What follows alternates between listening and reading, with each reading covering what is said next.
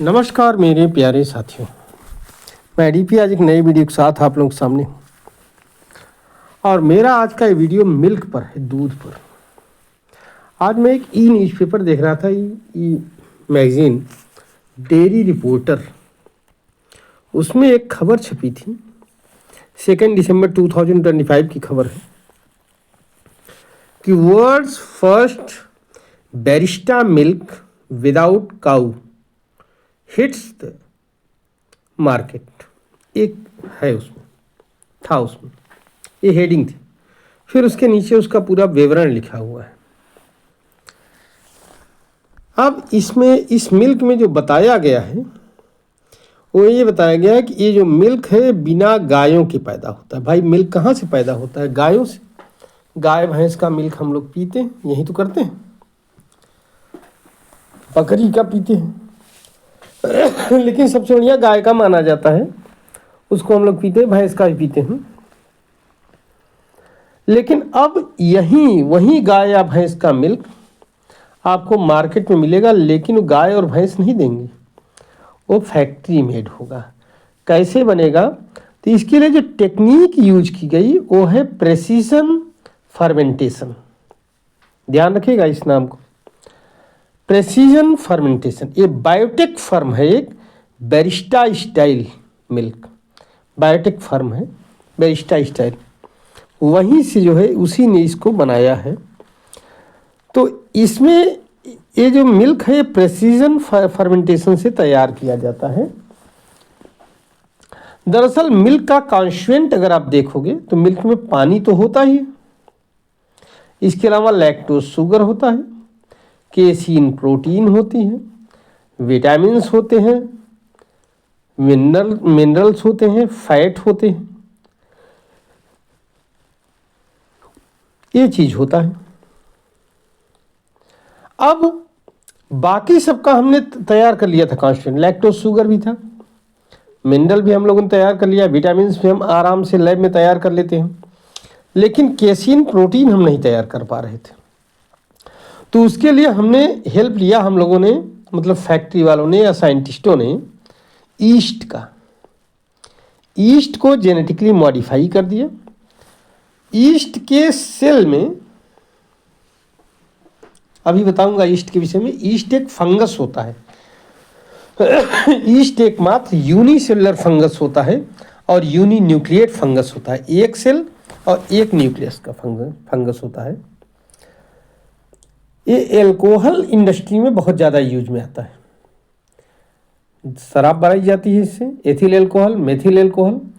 Bread और bakery industry में use होता है, इसका उपयोग होता है। ब्रेड को परफोरेटेड करने में और फुलाने में, या जो भी बेकरी की चीज़ें होती हैं उनको फुलाने में और सॉफ्ट बनाने में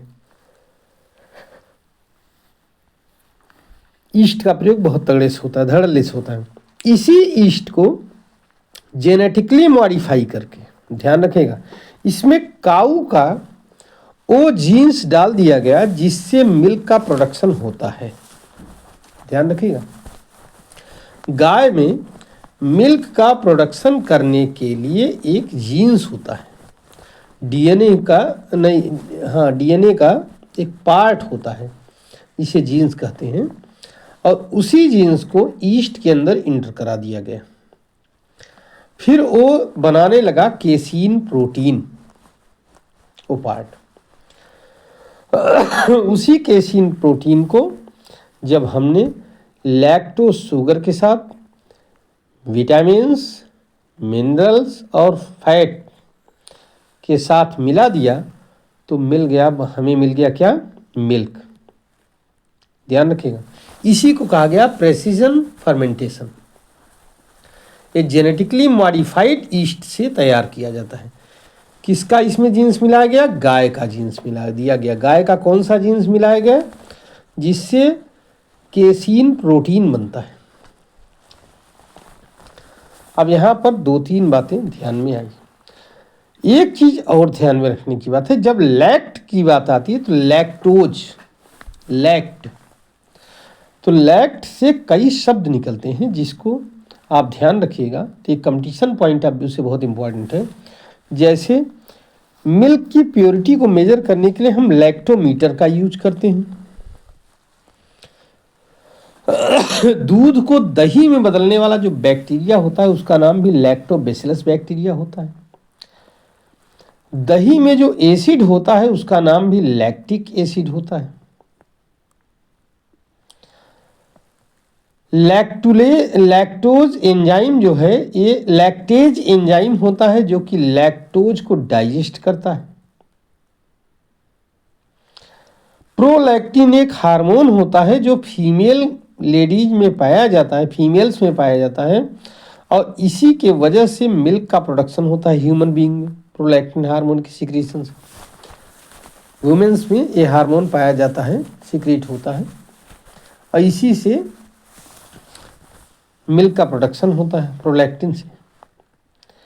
तो ये लैक्ट शब्द से इतनी चीज़ें आप लोग जोड़ सकते हो, ध्यान रखिएगा। इसके अलावा मैंने ईस्ट के विषय में भी आपको बताया है। ईस्ट की कई वैरायटी होती हैं, लेकिन जिसमें मॉडिफाई किया गया है वो है सैक्रोमाइसेस सेरेविसी। हालांकि इसी सैक्रोमाइसेस सेरेविसिस का उपयोग एल्कोहल के प्रोडक्शन के लिए भी किया जाता है। तो ये पूरी बातें हैं कुछ, कौन सी, किसके विषय में, प्रेसिजन फर्मेंटेशन और फैक्ट्री मेड मिल्क के विषय में, जिसको बैरिस्टा मिल्क कहा गया। चलिए मैं अपनी वीडियो को यहीं पर समाप्त करता हूँ। उम्मीद करता हूँ कि आपको ये पसंद आएगा वीडियो, और जनरल नॉलेज के पॉइंट ऑफ व्यू से बहुत इम्पॉर्टेंट है। अगर ये अच्छा लगे तो आप इसको लाइक करिएगा, सब्सक्राइब करिएगा हमारे इस चैनल को, और हमारे इसको वीडियो को शेयर भी करिएगा। धन्यवाद, नमस्कार, जय हिंद, जय भारत, वंदे मातरम।